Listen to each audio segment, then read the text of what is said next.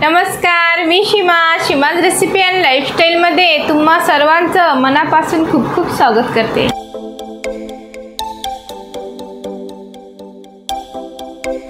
आज आपण बनवणार आहोत टेस्टी आणि हेल्दी जांभळाचं ज्यूस किंवा जांभळाचं सरबत।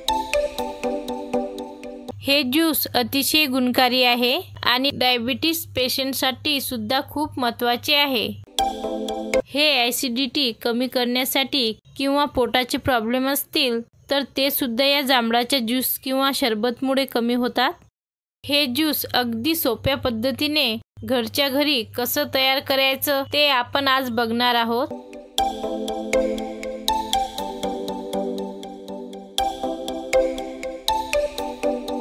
चला तर मग लगेच सुरू करूया आजची ही रेसिपी।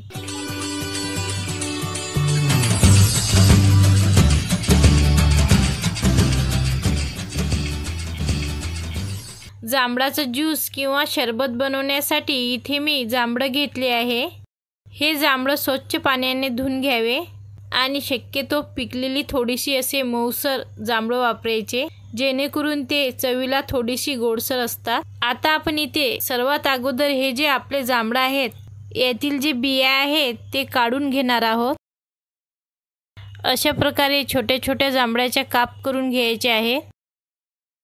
आपल्याला जे बिया आहेत ते वेगळ्या करायचे आहेत। या बियामध्ये सुद्धा खूप अँटीऑक्सिडंट प्रॉपर्टीज असतात, त्यामुळे बिया फेकायचे नाही। तुम्ही या बिया स्वच्छ धुवून सुकून याची पावडर तयार करून घ्या। आता बघा, इथे आपण जे जांभळं घेतले आहेत त्याची व्यवस्थित बिया काढून घेतले। आता आपण यापासून ज्यूस बनवायला सुरुवात करूया। तर इथे मी एक मिक्सरचा जार घेतला आहे। आता यामध्ये आपल्याला जांभळाचे काप टाकायचे आहेत। 1 ते 2 चम्मच साखर इथे मी घालत आहे। साखर पूर्णपणे ऑप्शनल आहे। जर तुम्ही डायबिटीज पेशंट असाल तर साखर बिलकुल टाकू नका। आणि इथे आपल्याला अर्धा चम्मच काळं नमक घालायचं आहे। थोडासा निंबाचा रस सुद्धा तुम्ही घालू शकता। यामध्ये आईस क्यूब घालायचे आहेत। शेवटी थंड पाणी घालायचं आहे आणि अशा प्रकारे मिक्सरमध्ये हे ग्राइंड करून घ्या।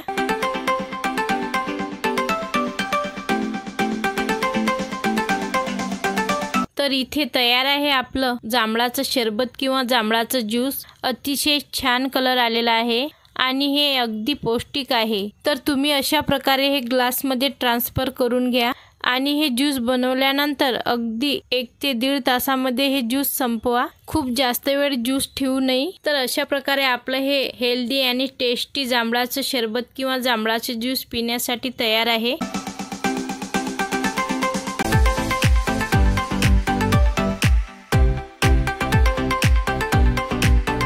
तर नक्की ट्राय करा।